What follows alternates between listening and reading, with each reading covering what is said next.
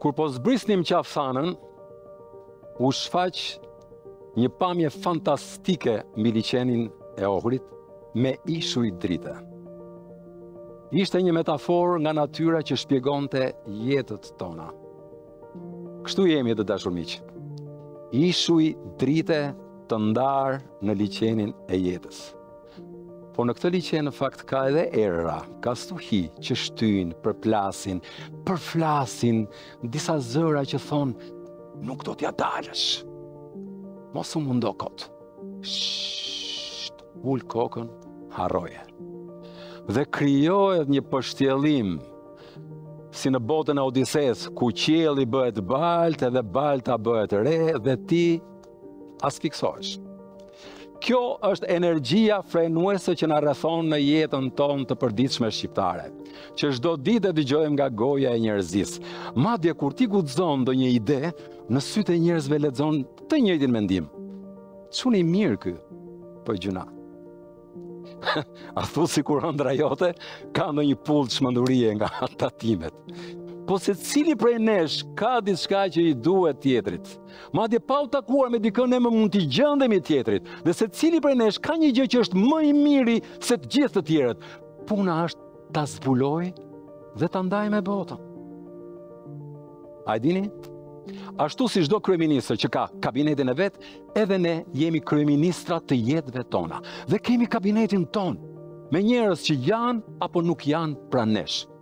Mua më ka ndodhur. Sa herë që frika sulmonte fantazin time, ishin disa emra që vetëm pse ekzistonin, më jepnin fuqi. Ky është kabineti im. Ministra që më frymëzojnë, më qortojnë, më këshillojnë, më kapin për leckësh kur unë jam në buzë të greminës, ose ndonjëherë edhe më shtyjnë për te kur unë nga frika nguroj.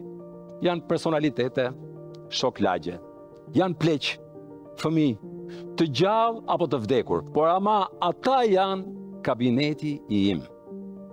Njëherë mu fiksua ideja për një rekord botëror Guinness në Tiranë me 2000 njerëz në shesh. Po thuaj se çdo biznesmen që i tregoja iden, më shikonte me atë shikimin klasik që sa thash.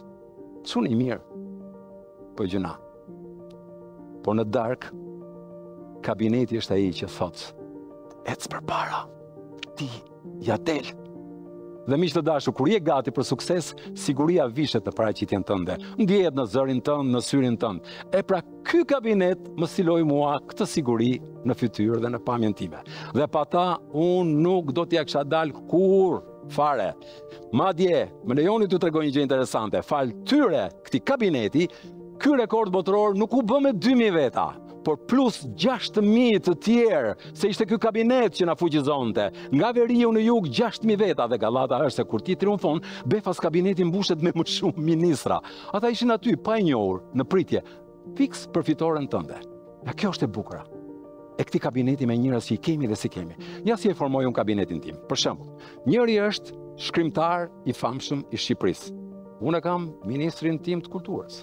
Një tjetër është milioner. Unë kam mentor suksesi. Një tjetër ka ngjitur Himalajën nga të rradhët në Shqipëri. Unë kam ministër krenarie, ka jetuar në lagje me mua. Dhe secili prej nesh ka një Leonard që do të ndërroj, por edhe një skeptik që do ta ndaloj.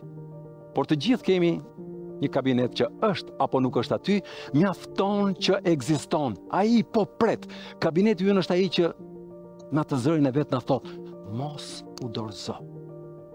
Kabineti është ajo energjia të dashur miq. Unë jam këtu, ju jeni aty, energjia mes nesh. Janë njerëz që ngjajmë, jemi miq, ndoshta edhe nuk jemi takuar kurrë, po jemi pjesë të një kabineti. Ja, do ju tregoj për një artist që ka mbajtur monologje këtu në këtë vend, që unë sot jam i nderuar dhe pozej vendin e tij, dhe ky është Florian Binaj. As në një lagje nuk e kam, as një mosh, as në një shkollë, por unë e kam në kabinetin tim. Pse? Se Flori është një optimist i pandrejtshëm. Flet si ne, qesh si ne, dhe Bibël ka zemrën e pastër. Aq shumë e do jetën Florian Binaj, sa që bëri një fëmijë, pastaj bëri fëmijën e dytë, bëri fëmijën e tretë, dhe stop, le ta ndalim tek i katëri dhe themi merru pak me familje më të madhe, Tiranën. Dhe Flori ka dhe diçka tjetër shumë interesante. E dini që pas buzëqeshjes së tij, vetëm pse vrapon në festa e protesta, unë kalkuloj sakrificat pa gjumësit familjare, nuk do ta di se cilat janë, por ajo që di unë është energjia në mes që ai vendos dhe mbjell këtë buzëqeshje duke fshehur sakrificat. Dhe megjithatë në fund do t'i thosha edhe diçka. Flori dashur, me ty nuk e leverdia s'bësh fotografi o vlla. Sepse kur ti do të fitosh gjysma e Shqipërisë, do të postoj foto me ty, fal 20 vjetëve dhe energjisë e optimizmit që ti ke dhënë. Kalojmë tek kryeministrat, që jemi të gjithë me një kabinet tonin. Fal tyre ne mund të ngrejmë brenda shtëpive tona 7 mrekullit e botës.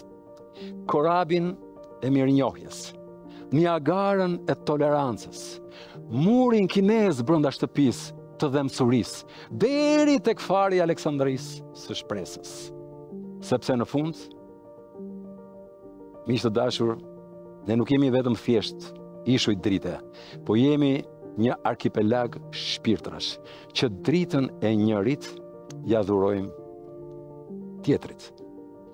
Dikush tani në fund mund më thotë, më fal, po kush je ti që po flet kështu? Unë nga zemra e zemrës po ju them, jam një Quasimodo që në gungën time transportoj art, energji, mirësi nga njëri ishull në ishullin tjetër.